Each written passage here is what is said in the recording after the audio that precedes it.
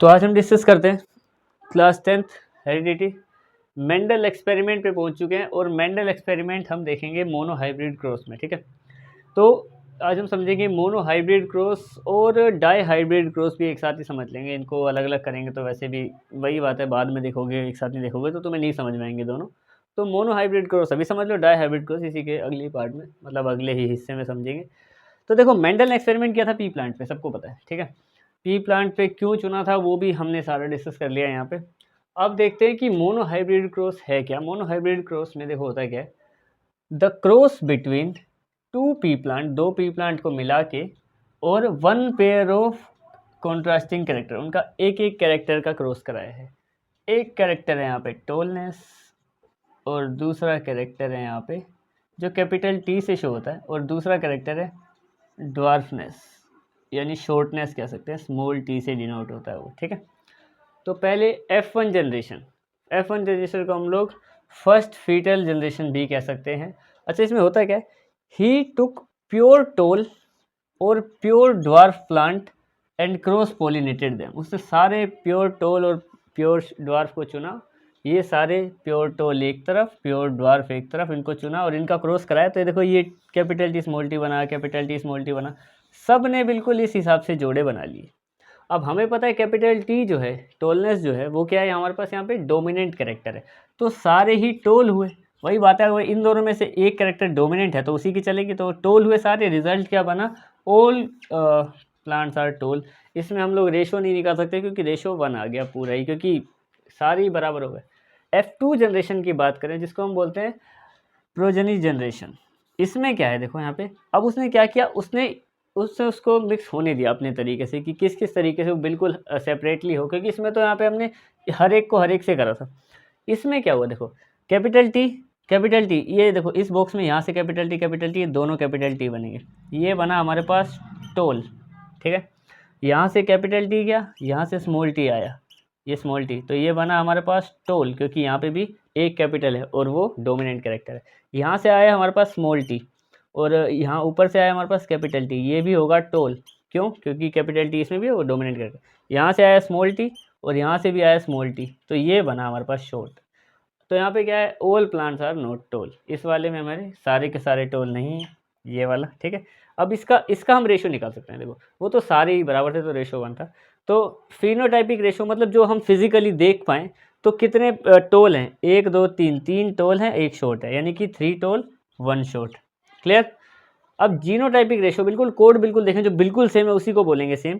तो 1 जो pure toll है, 2 जो मतलब कैरेक्टर की वजह से टोल हुआ, और तीसरा जो कैरेक्टर जो प्योर शॉर्ट है। ये देखो, ये कैपिटल टी वाला एक हिस्सा है हमारे पास, ये दोनों कैपिटल टी, ये वाले ऐसे दो हिस्से हैं हमारे पास, एक कैपिटल एक स्मॉल, ये 2 और ये 1।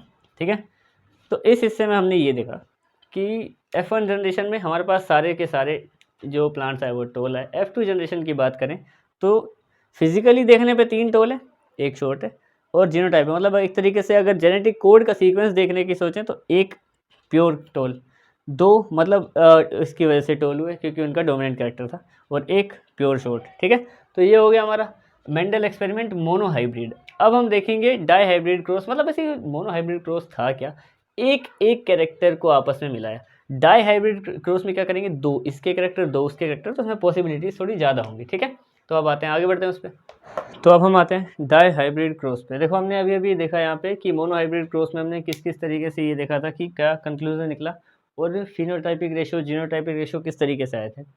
अब देखो, अगर डाई हाइब्रिड क्रॉस यानी कि अगर हम दो दो प्रॉपर्टीज़ के साथ क्रॉस कराते हैं तो किस तरीके से बनेगी दोनों जनरेशन। देखो, सबसे पहले ये इसका पढ़ लेते हैं। देखो, a cross between 2 P plants having 2 pairs, मतलब दो प्रॉपर्टी, 2 कॉन्ट्रास्टिंग कैरेक्टर को अगर हम मिलाएंगे तो कितने बनेंगे, अगर उसमें क्रॉस करके देखेंगे तो देखो, सबसे पहले ही cross breed pea plant bearing round yellow. ठीक है, यहाँ पे मैं थोड़ा समझा भी दूंगा तुम्हें, और रिंकल्ड ग्रीन, इस तरीके के 4 कैरेक्टर के साथ उसने बनाए। वैसे तो कैरेक्टर 2 ही हैं, पर उसके 2 हैं आगे और इसके 2 हैं आगे। देखो, पहला तो है, देखो जो कैपिटल आर है वो हमारा राउंड को शो करता है। ठीक है, जो स्मॉल आर है हमारा वो रिंकल्ड को शो करता है। जो कैपिटल वाई है हमारा वो येलो को शो करता है, और जो स्मॉल वाई है वो हमारा ग्रीन को शो करता है इस तरीके से, ठीक है। जो सीड है, सीड की प्रॉपर्टी के मतलब सीड की प्रॉपर्टी को हम डिस्कस कर रहे हैं यहाँ पे।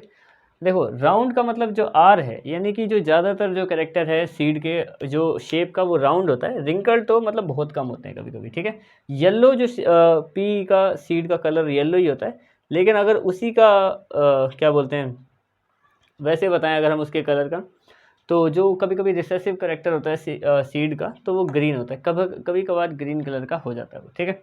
तो F1 जनरेशन देखते हैं। देखो सबसे पहले F1 जनरेशन, अगर हमने लिखे 4 सीधे सीधे character, capital R capital Y, small R small Y सारे, ठीक है।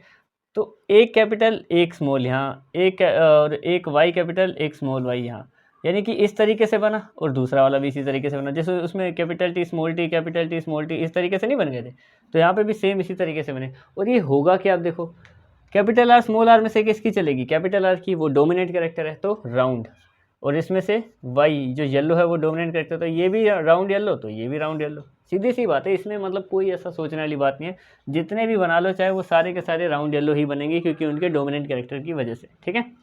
बात क्लियर। अब बात करते हैं F2 जनरेशन की, जब हम लोग इन्हीं चारों को आपस में मिलाएंगे, इन्हीं मतलब इन्हीं कैरेक्टर्स को ही, चार जो हमने यहाँ पे सीड लिया उनको बस अलग तरीके से हर एक को हर एक पॉसिबिलिटी के साथ मिलाएंगे, जैसे हमने पिछले में वो बनाए थे, ठीक है। तो देखते हैं यहाँ पे क्या क्या बनेंगे हमारे पास। देखो अगर हम लोग कैपिटल आर, देखो यहाँ से इस बॉक्स में क्या जाएगा, कैपिटल आर और कैपिटल आर, कैपिटल वाई ऐसे, ठीक है। अच्छा इसके अगले बॉक्स में capital R small R, capital Y, इसके अगले में कैपिटल आर और कैपिटल वाई स्मॉल वाई, ठीक है। और उससे अगले में चलते हैं, कैपिटल आर स्मॉल आर और capital Y small Y, capital R small R capital Y small Y, ठीक है। अब आते हैं इस पे, capital R small R capital Y, ये सब अलग होंगे एक दूसरे से, ठीक है। और स्मॉल आर और कैपिटल वाई, ठीक है। कैपिटल और स्मॉल है तो एक कैपिटल एक स्मॉल, और वाई एक कैपिटल एक स्मॉल, ठीक है।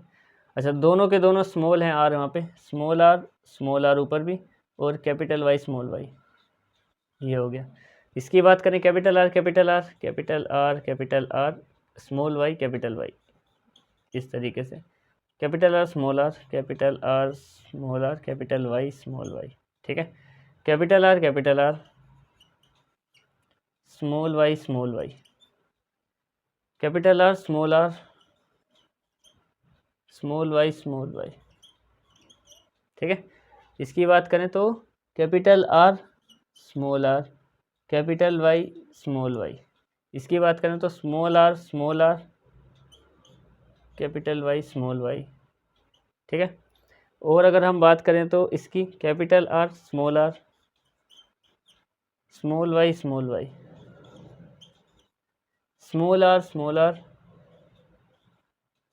स्मॉल वाई, ठीक है।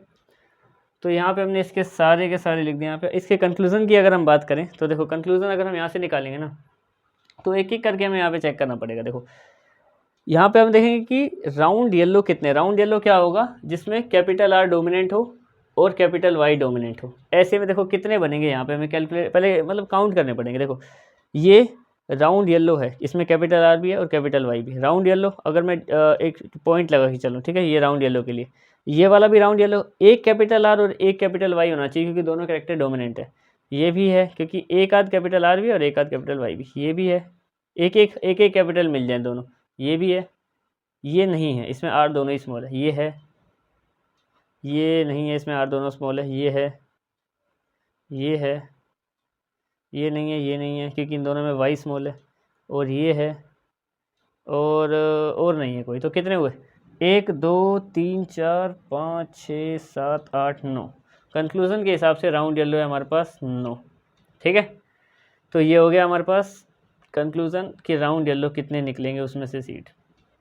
दूसरा देखते हैं अब। दूसरे में अब ये देखो कि राउंड ग्रीन कितने हैं, कि मतलब आर तो कैपिटल हो, ठीक है, लेकिन वाई दोनों स्मॉल हो। तो देखो ऐसे देखो, आर कैपिटल, अभी ये जिनमें डॉट लगे उनको छोड़ दो, आर कैपिटल, ये आर कैपिटल, देखो ये इसमें आर तो कैपिटल है तो राउंड, पर ये रिंग क्या बोलते हैं, येलो नहीं ग्रीन है ना, तो स्मॉल है। तो ये हो गया एक, इसमें आर तो कैपिटल है पर ये स्मॉल है, इसमें भी आर तो कैपिटल है पर ये स्मॉल है। तो ऐसे कितने बने अभी अभी, 1 2 और 3, ठीक है। यहाँ पे आ गया 3। अब रिंकल्ड येलो का क्या मतलब है, रिंकल्ड येलो, अच्छा यहाँ पे मैं ब्रैकेट लगा दूँ, एक कैपिटल आर एक स्मॉल आर होना चाहिए। इसमें क्या हिसाब है कि आर कैपिटल ही चलेगा, वाई स्मॉल होना चाहिए।